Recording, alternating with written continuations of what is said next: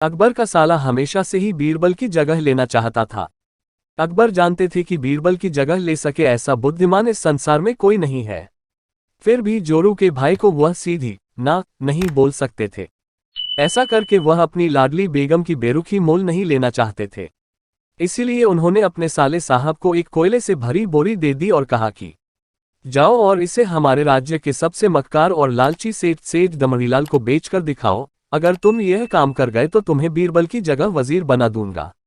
अकबर की इस अजीब शर्त को सुनकर साला अचंभे में पड़ गया।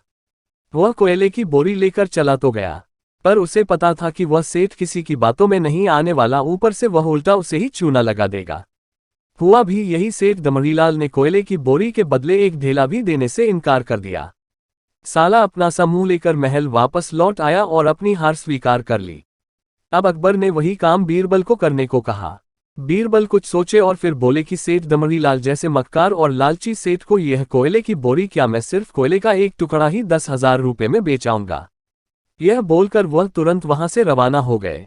सबसे पहले उसने एक दर्जी के पास जाकर एक मखमली कुर्ता सिलवाया, हीरे मोती वाली मालाएं गले में डाली, महंगी जूती पहनी और कोयले को बारीक सुरमे जैसा पिसवा लिया।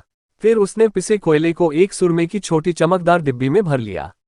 इसके बाद बीरबल ने अपना भेष बदल लिया और एक मेहमानघर में रुककर इश्तिहार दे दिया कि बगदाद से बड़े शेख आए हैं जो करिश्माई सुरमा बेचते हैं, जिसे आंखों में लगाने से मरे हुए पूर्वज दिख जाते हैं और यदि उन्होंने कहीं कोई धन गाड़ा है तो उसका पता बताते हैं।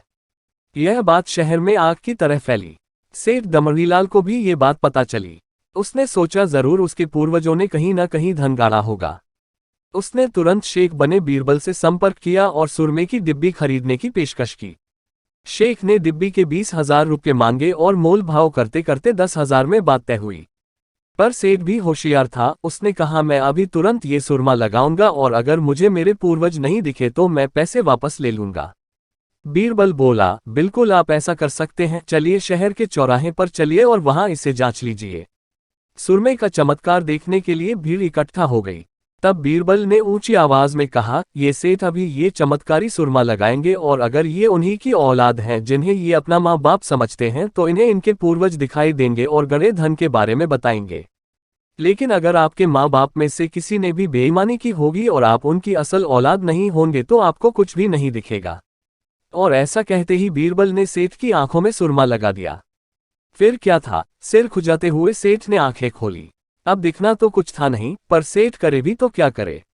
अपनी इज्जत बचाने के लिए सेठ ने 10,000 बीरबल के हाथ थमा दिए और मुंह फुलाते हुए आगे बढ़ गए।